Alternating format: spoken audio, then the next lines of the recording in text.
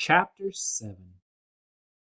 Back when Florida was wild, when it consisted of nothing but palmetto trees and mosquitoes so big they could fly away with you, Miss Franny Block started in, and I was just a little girl no bigger than you, my father, Herman W. Block, told me that I could have anything I wanted for my birthday, anything at all. Miss Franny looked around the library. She leaned in close to me. "I don't want to appear prideful," she said, "but my daddy was a very rich man. A very rich man." She nodded and then leaned back and said, "And I was a little girl who loved to read, so I told him, I said, 'Daddy, I would most certainly love to have a library for my birthday. A small little library would be wonderful.'" "You asked for a whole library?" "Well, a small one," Miss Franny nodded. "I wanted a little house full of nothing but books, and I wanted to share them too, and I got my wish. My father built me this house, the very one we are sitting in now, and at a very young age I became a librarian. Yes, ma'am, But what about the bear?" I said. "Did I mention that Florida was wild in those days?" Miss Franny Block said. "Uh-huh, you did." "Well, it was wild. There were wild men and wild women and wild animals." "Like bears?" "Yes, ma'am, that's right. Now I have to tell you, I was a little Miss Know-it-all. I was a Miss Smarty Pants with my library full of books. Oh, yes, ma'am. I thought that I knew the answers to everything. Well, one hot Thursday I was sitting in my library with all the doors and windows open and my nose stuck in a book, when a shadow crossed the desk, and without looking up, yes, ma'am, without even looking up, I said, 'Is there a book I can help you find?' Well, there was no answer, and I thought it might have been a wild man or a wild woman, scared of all these books and afraid to speak up. But then I became aware of a very peculiar smell, a very strong smell.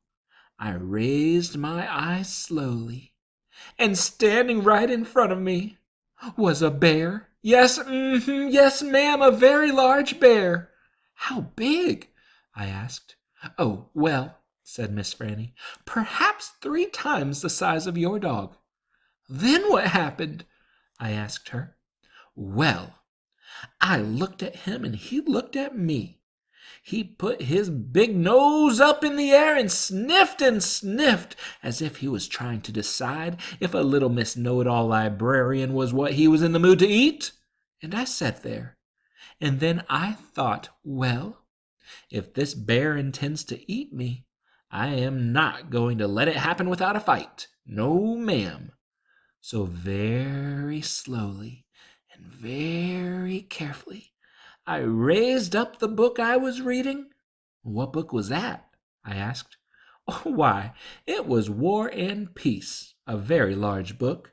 I raised it up slowly, and then I aimed it carefully, and I threw it right at the bear and screamed, 'Be gone!' And do you know what? No, ma'am," I said. "He went, but this is what I will never forget. He took the book with him."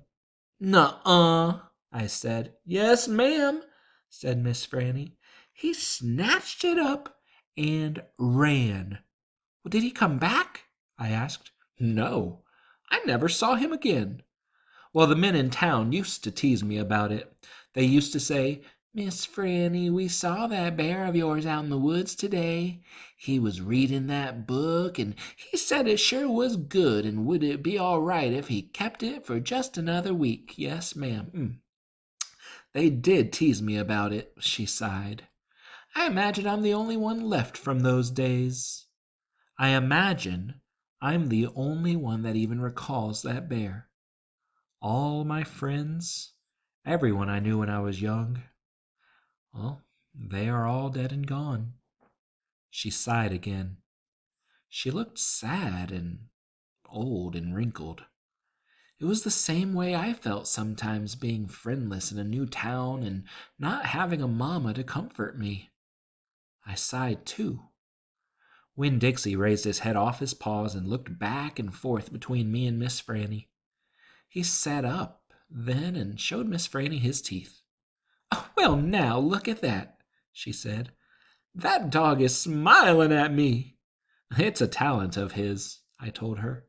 "Well, it's a fine talent," Miss Franny said. "A very fine talent." And she smiled back at Winn Dixie. "We could be friends," I said to Miss Franny. "I mean, you and me and Winn Dixie, we could all be friends." Miss Franny smiled even bigger. "Why, that would be grand," she said, "just grand." And right at that minute, right when the three of us had decided to be friends, who should come marching into the Herman W. Block Memorial Library but old, pinch-faced Amanda Wilkinson. She walked right up to Miss Franny's desk and said, "I finished Johnny Tremaine, and I enjoyed it very much. I would like something even more difficult to read now, because I am an advanced reader." "Yes, dear, I know," said Miss Franny. She got up out of her chair. Amanda pretended like I wasn't there. She stared right past me. "Are dogs allowed in the library?" she asked Miss Franny as they walked away. "Certain ones," said Miss Franny. "A select few." And then she turned around and winked at me. I smiled back. I had just made my first friend in Naomi, and nobody was going to mess that up for me, not even old pinch-faced Amanda Wilkinson.